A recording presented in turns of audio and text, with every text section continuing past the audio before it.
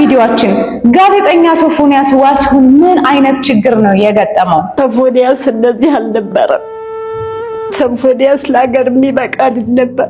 ምን ያጠፋሻለሁ፣ አንዴ በመጥረቢያ ልሻለሁ ይለኛል፣ አንዴ በቢላ ልሻለሁ ስላለኝ ህይወቴን ማዳን ስለሆነ አምልጬ ወጥቻለሁ። በዚህ ዙሪያ እንግዲህ ሰፋ ያለ ማብራሪያና ብዙ መረጃዎችን ይዤ መጥቻለሁ። ሰላም ውድ የቻናሌ ቤተሰቦች እንዴት ሰንብታችኋል? እንደተለመደው ደግሞ መግቢያው ላይ ከነገርኳችሁ ውጪ እናንተን ዘና ያደርጋሉ ብዬ ያሰብኳቸውን የተወሰኑ አሪፍ ቪዲዮዎችንም ይዤ መጥቻለሁ። ወደ ቪዲዮዎቹ ከማለፋችን በፊት ከእናንተ የሚጠበቀው የደወል ምልክቱን እየነካችሁ ሰብስክራይብ በማድረግ ቤተሰቡን በመቀላቀል አብራችሁ ዘና ማለት ነው። ቪዲዮዎቹን ከተመቻችሁ ላይክ አድርጉ። ሀሳብ አስተያየት ካላችሁ ደግሞ በኮሜንት ጻፉልኝ። ከታች የምታዩአቸው የሶሻል ሚዲያ አማራጮችም የኔ ናቸው፣ ልትልኩልኝ ትችላላችሁ የተለያዩ ቪዲዮዎችን። ወደ ቪዲዮዎቹ እንለፍ።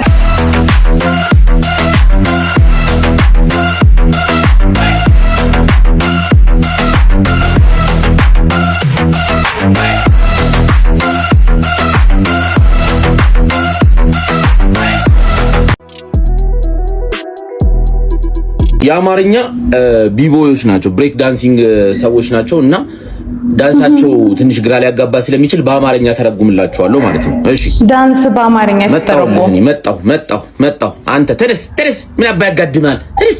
እሺ ጭንቅላትን አንስቼ በካልቾ አራበኝም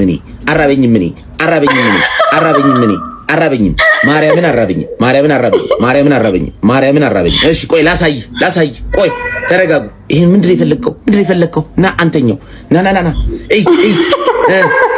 ሂድ አልሆነ። እሺ በቃ እሺ ተውት። እሺ ሁላችሁም ተነሱ እንካዜን። እሺ አራበኝም አንተ ምንድነው ቅድም ያልከኝ? ና ይሄው አልሆነ። እሺ ቹቹ ነኝ ቹቹ ነኝ። እሺ ሁልሽ እዚህ ጋር ዝም ብለሽ እሺ አራበኝም ማርያምን አራበኝ። አንተ ጋለሞታና ዞር በይ ቹቹ። ቆይ ላሳየው ነው። ይሄን በቃ ቻው።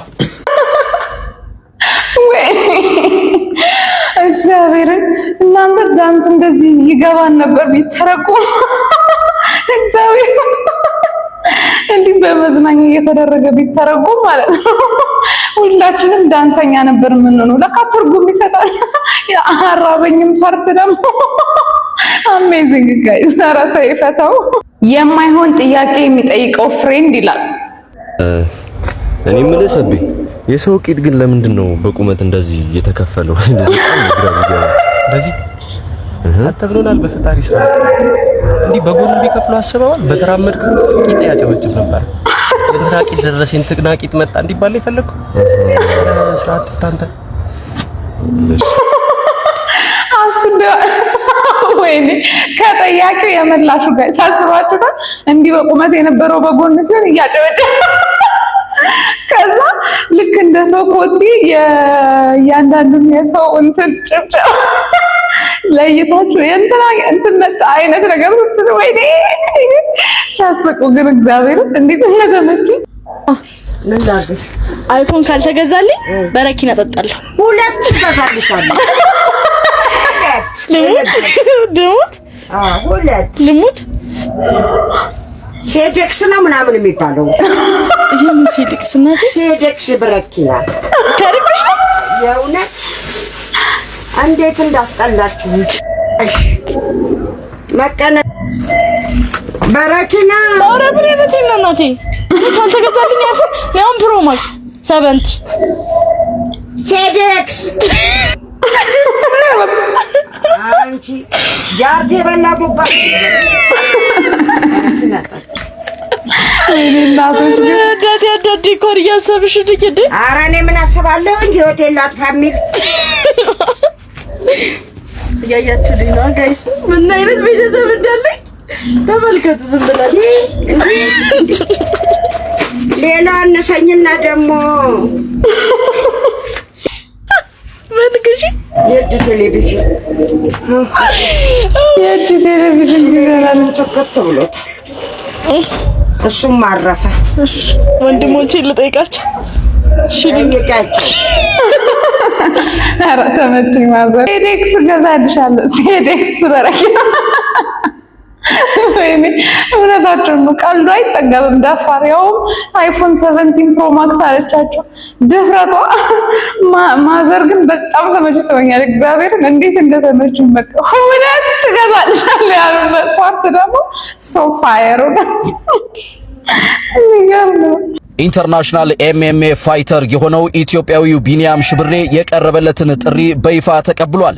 ረጅም ጊዜ በበርካቶች ጥሪ ሲቀርብለት የነበረው ቢኒያም ሽብሬ ግብዣውን በመቀበል ፕሮፌሽናል የሆነ ኤምኤምኤ ፍልሚያ ከታዋቂው ማስተር ሀገረ ሰላም ጋር በቅርቡ በሀገራችን ኢትዮጵያ እንደሚያደርግ በይፋ አስታውቋል። ይህንን ታሪካዊ ፍልሚያ ተከትሎም ስለ ዝግጅቱና ስለ ወቅታዊ ጉዳዮች ማብራሪያ የሚሰጥበት ጋዜጣዊ መግለጫ በቅርቡ የሚሰጥ ሲሆን እኔም ዝርዝር መረጃዎችን በቅርበት እየተከታተልኩ ደርሳችኋለሁ። ይህ ግጥሚያ በሀገራችን የስፖርት ታሪክ ትልቅ ማዕበል መፍጠሩ አይቀሬ ነው። ታዲያ ከሁለቱ ማን ያሸንፋል ትላላችሁ? ቢኒያም ወይስ ማስተር ሀገረ ሰላም? ውድድር ላይ እንግዲህ አይገመትም። አንዳንዴ ያሸንፋል የተባለው ላይ ያሸንፍ ይችላል። ግን ቢኒያም ሽብሬ በጣም ኢንተርናሽናል ነው። ውጭ ላይ ካሉ ፋይተሮች ጋር ነው የሚጋጠመው እና ጣጣጣ አርጎ ነው ላጥ የሚለው። ማስተር ሀገረ ሰላምም ኤክስፔሪየንስር ነው አይታወቅም። እሱም ሊያሸንፍ ይችላል። እንግዲህ መልካም ግጥሚያ ይሆንላችሁ። እኛ ኢትዮጵያ በኤምኤምኤ ፋይት ታጥለቅልቃለች ጋይስ። ጋዜጠኛ ሶፎንያስ ዋሲሁን እንግዲህ ለረጅም ጊዜ ከሚዲያ ጠፍቶ ነበረ። ተመልሶ መጥቶ ይቅርታ ጠይቋል። እሱንና ከሱ ጋር ያሉ ተያያዥ ነገሮችንም አሁንስ ያለበት ሁኔታ ምንድነው የሚባለው ከቤተሰቦቹም ያሉ ነገሮችን ሰፋ አድርጌ ዘርዘር አድርጌ አቀርብላችኋለሁ። እስኪ ይቅርታውን መጀመሪያ ጊዜ ወደ ሚዲያ ሲመጣ ራሱ የፌስቡክ ገጽ ላይ ነው ከረጅም ጊዜ መጥፋት በኋላ እንግዲህ ተመልሶ ይቅርታ ያለው። እስኪ እንየው ምን እንዳለ። ተመስገን ለቤቴ በቅቻለሁ። መድኃኔዓለም ስለማረኝ ለታላቁ ክብር ስላበቃኝ ደስ ብሎኛል። ወዳጆቼ፣ አድናቂዎቼ እና መላው የኢትዮጵያ ሕዝብ አንገታችሁን አስደፍቻችኋለሁና ከልባችሁ ይቅር በሉኝ። ቃሉ የበደላችሁን ይቅር በሉ ይላልና እናንተም በእግዚአብሔር ስም ይቅር በሉኝ፣ በጸሎታችሁ አስቡኝ። እንደ እግዚአብሔር ፍቃድ በቅርቡ በሰፊው መድረክ ኑዛዜን ትሰማላችሁ። ብዙ የምናገረው አለኝ። እጅግ ወዳችኋለሁ፣ አከብራችኋለሁ። አትፍረድ ይፈረድብሃል። በስልክም እንደዚሁ ደውለው ያናገሩት ነበሩ። ስጋው ደሙን ተቀብዬ ነው የመጣሁት። በቀደም ኦፍኮርስ አዲስ አበባ ከገባሁ ሳምንቴ ነው። ትንሽ ታምሜ የካቲት ሆስፒታል ትንሽ አየር አጥሮኝ ኮማ ውስጥ ነበርኩኝ። የምግብ እጥረት ገጥሞኝ ወደ 20 ኪሎ ገደማ ነው የቀነስኩት። ብታየኝ በጣም ነው የምትደነግጠው። አሁን ፎቶ ፖስት አድርጌያለሁ ፌስቡክ ላይ፣ ግን የድሮ ነው። ምክንያቱም የአሁኑ ፌሴን ብታየው በእውነት ታለቅሳለህ። በእውነት ከዚህ በፊት ከታመምኩትም በላይ ነው። 20 ኪሎ ነው የቀነስኩት። ከ76 ኪሎ ወደ 56 ኪሎ ገደማ ነው ያለው። ትክክል አይደለሁም። በቃ ያንገዳግደኛል። የምግብ ፍላጎትም የለኝም። ኦኬ። በጾም በጸሎት ነበር ከዛ ቦታ ላይ በጾም በጸሎት በሱባኤ ነው የቆየሁት። መንፈስም ነበረ። መንፈሱም ተናገረ። ኦኬ። ምን ማለት ነግረው ካል ሰው መንፈሱ አልነገሩኝም። አይ ብቻ መንፈስ ነበረ፣ እያስጮኸ ነበረ። ፈልገው እንዳልሆነ እዚህ ነገር ውስጥ እንደገባ ሰው እንደተበጠበብኝ ምናምን አይነት ነገር ነው የተወራውና አሁን ስለዚህ ሲጀምር ለጸበልተኛ እኮ አይነገርም። እንዲያልክ እኮ አይባልም። አይ ልክ ነህ። ምናልባት ሰዎች አጠገብህ ከነበሩና የተናገረውን ነገር ምናልባት ላንተ ከነገሩ እውነት በጣም ብዙ ሰው ተደስቶ የጤና ሁኔታ ተስተካክሎ እንደተመለሰ አምኖ በጣም ጥሩ ስሜት ላይ ነበር ህዝቡ የነበረው። ነገር ግን በሚያሳዝን ሁኔታ ብዙ ሰዓታት ሳይቆዩ ተመልሶ ታመም ያለው የእርዳታ ጥሪ ብሎ ፖስቷል ማለት ነው። አስቸኳይ የድረሱልኝ ጥሪ፣ አሳሳቢ የአእምሮ ህመም ባይፖላር ዲስኦርደር ታምሜ የሕክምና ክትትል ላይ ነኝ። እኔን ማገዝ የምትፈልጉ በኢትዮጵያ ንግድ ባንክ የሂሳብ ቁጥር ብሎ የሂሳብ ቁጥር አስቀምጧል። ሶፎንያስ ዋሲሁን በሚለው አግዙኝ። መድኃኒት መግዣ የለኝም፣ እባካችሁ ህይወቴን እንድትታደጓት በእግዚአብሔር ስም እማጸናለሁ በማንኛውም ሰዓት ደውሉልኝ ብሎ ደግሞ ከታች የስልክ ቁጥሩን አስቀምጧል ማለት ነው። ይሄ የሆነው እንግዲህ በተወሰኑ ሰዓታት ልዩነት ውስጥ ነው። መጀመሪያ ይቅርታ ጠየቀ፣ በሁለተኛ ደረጃ እንደምታዩት ደግሞ የድረሱልኝ ጥሪ አቀረበ ማለት ነው። በዚህም አላበቃም። እንደዚሁም ሰዓታት ቆይቶ ደግሞ ሃሌሉያ ሆስፒታል እንደሚገኝ ሕክምና ላይ እንደሆነ አሳውቋል ማለት ነው። ጎተራ ሃሌሉያ ሆስፒታል ነኝ። ክርስቲያን ወገኖቼ በጸሎታችሁ፣ ሙስሊም ወንድሞቼም እህቶቼም በዱዓችሁ አስቡኝ። በኢትዮጵያ ንግድ ባንክ የሂሳብ ቁጥር ብሎ እንደዚሁ የሂሳብ ቁጥሩን አስቀምጧል ማለት ነው።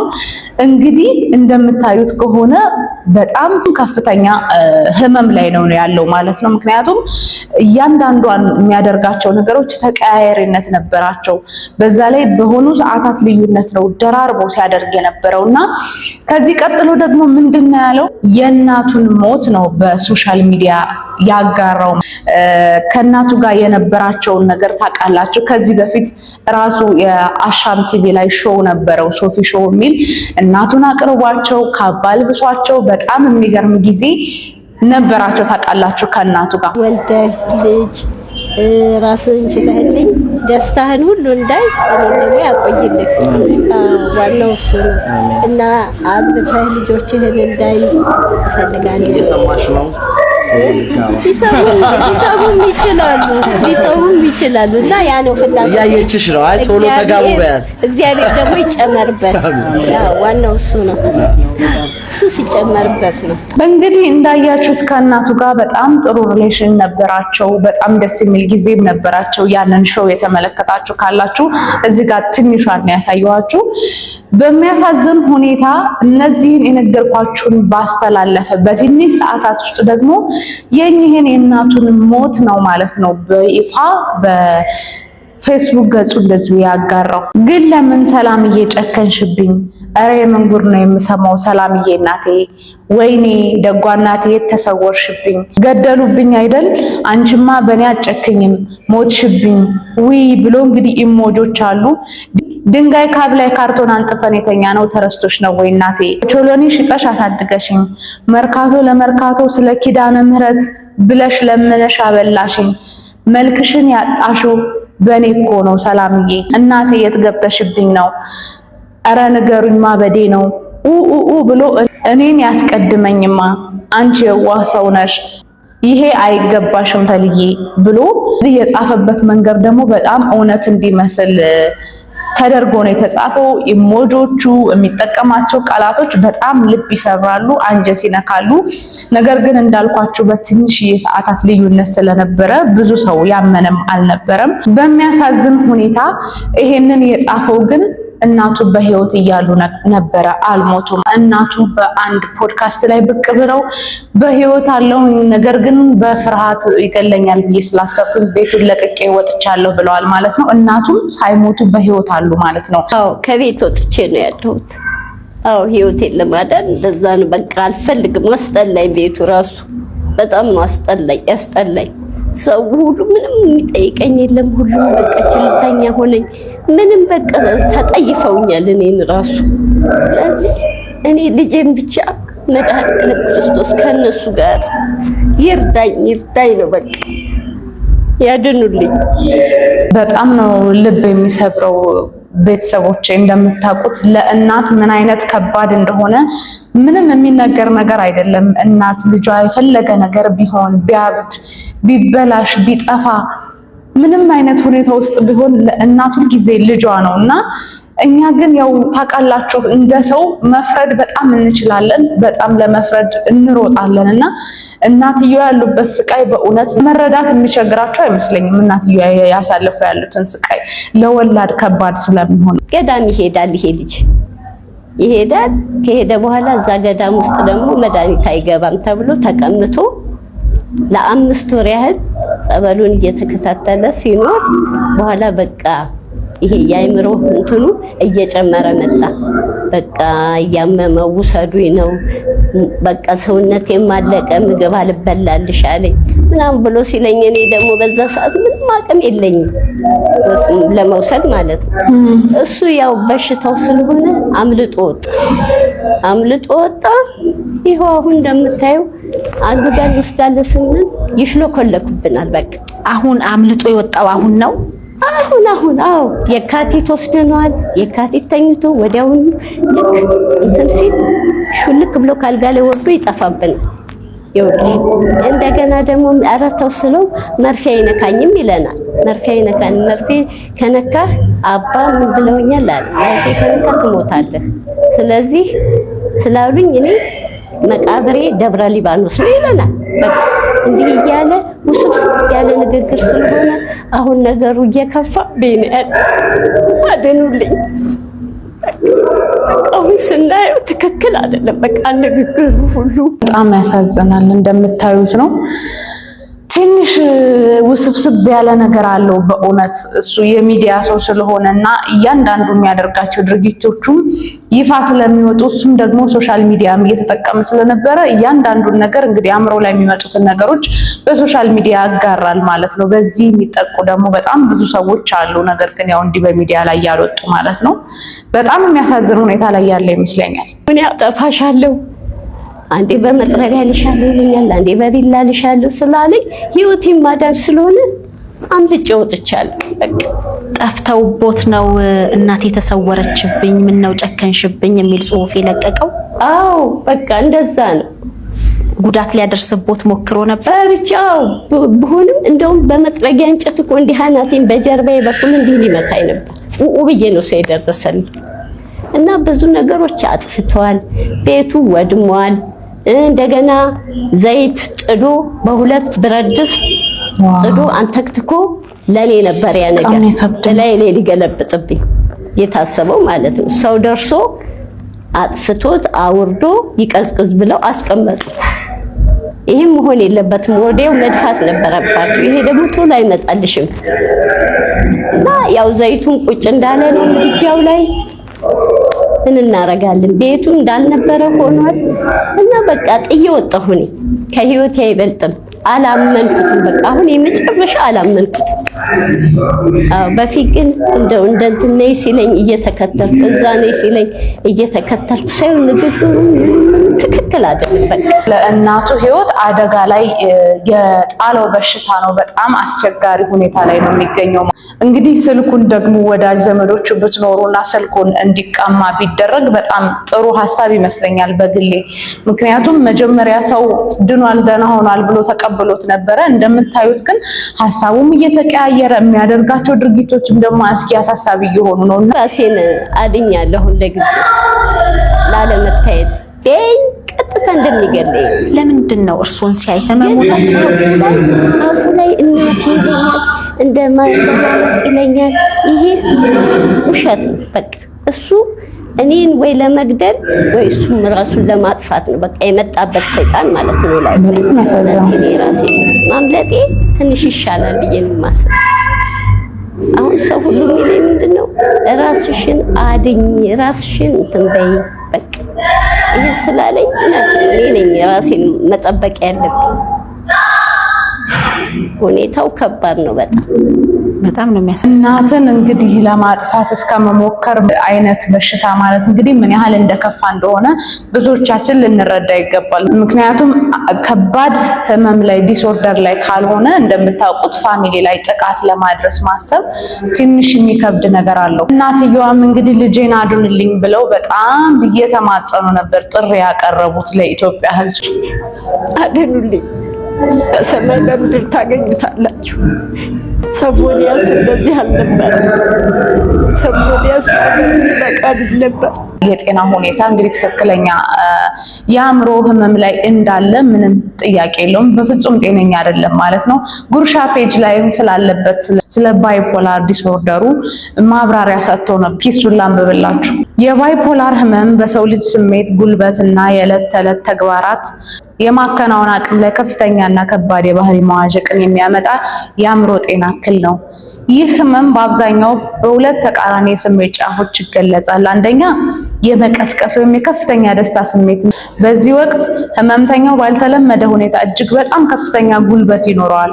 ከመጠን በላይ ይደሰታል። ሀሳቦቹ በጭንቅላቱ ውስጥ በፍጥነት ይሯሯጣሉ። እንቅልፍ አይወስደውም። እንዲሁም ያለ ምንም ፍርሃት ለአደጋ የሚያጋልጡ ሁኔታዎችን ሊወስን ይችላል። ሁለተኛው የከፍተኛ ጭንቀትና የዲፕሬሽን ስሜት። በዚህ የስሜት ጫፍ ላይ ደግሞ ህመምተኛው ፍጹም ተስፋ መቁረጥ፣ ከፍተኛ ሀዘን ስሜት፣ የጉልበት ማጣት፣ ከሰዎች መገለልና ቀደም ሲል ያስደስቱት የነበሩ ነገሮች በሙሉ ትርጉም አልባ ሆነው ይታዩታል። ይህ ህመም በህክምናና በባለሙያ ምክር ቴራፒ በአግባቡ ሊተገበርና ሊቆጣጠሩት የሚችል ቢሆንም በህብረተሰብ ውስጥ ስላለው ግንዛቤ ማነስና መድሎ ወይም ስቲግማ ምክንያት በርካታ ሰዎች ህመማቸውን ደብቀው እንዲያቆዩ ያደርጋቸዋል። በእውነት ሁላችንም ወደ ጤንነቱ እንዲመለስ የምንችለው ሁሉ የኢትዮጵያ ህዝብ፣ ምክንያቱም አንድ እውቅ ጋዜጠኛ እውቀት ያለው ከዚህ በፊት በጥሩ አቀራረቡ የምናውቀው በዝ ጋዜጠኛ ነበረ ማለት ነው። እሱ እንደዚህ አይነት ነገር ሲደርስበት ደግሞ እኛ በቻልነው አቅም በገንዘብም በጉልበትም ብንችል ደግሞ መጥፎ ነገር አሁን ሶሻል ሚዲያ ላይ የሚጽፋቸው ነገሮች እንግዲህ ሀሳብ መለዋወጥ አሁን በተባለው ህመም ጋር በተያያዘ ነውና ሶሻል ሚዲያ ላይ እንኳን የሚያጋራው ሐሳቦች እንኳን የፈለገ ነገር ቢሆን መጥፎ ነገር ባለመጻፍ ከጎኑ በመሆን አይዞ በማለት እንተባበሩ ይገባል። ቢቻል ሶሻል ሚዲያ እንዳይጠቀም ስልክ እንዳይጠቀም ከስልኩ ነፃ ቢደረግ የሚል ሐሳብ እሰጣለሁ። ካልተቻለ እንኳን እንደዛ ማድረግ ባይቻል እኛ መጥፎ ኮሜንቶችን ባለመስጠት የሚያባብሱ ነገሮችን ባለማድረግ ብንረዳው ነው የምለው። ሌሎች ደግሞ እንደዚሁ ከገንዘብም ከእውቀትም ጋር በተያያዘ ሁላችንም የበኩላችንን አስተዋጽኦ አድርገን እውነት ጤናው እንዲመለስና ወደ ቀድሞ ስራ ተመልሶ ለቤተሰቡም ሰላም ሰጥቶ ከቤተሰቡ ጋር በፍቅር እንዲኖር እመኛለሁ። እንግዲህ ቪዲዮዎቹ እስካሁን ያያችኋቸውን ይመስሉ ነበረ። መረጃ እንዳገኛችሁ እንደተደሰታችሁባቸውም ምንም አልጠራጠርም። አሁንም ለቤቱ አዲስ ከሆናችሁ የደወል ምልክቷን በመንካት ሰብስክራይብ እያደረጋችሁ ቪዲዮዎቹን ደግሞ እስከ መጨረሻው አይታችሁ ከተመቻችሁ ላይክ እያደረጋችሁ ሐሳብ አስተያየት ካላችሁ መጻፍ ትችላላችሁ። ከታች የምታያቸው የሶሻል ሚዲያዎችም ቪዲዮዎችን ማጋራት ሜንሽን ማድረግ እነዛም ላይ ትችላላችሁ ማለት ነው። የሚቀጥለው ቪዲዮ ላይ እስከምንገናኝ ሰላማችሁ ብዝት ይበልልኝ። እወዳችኋለሁ።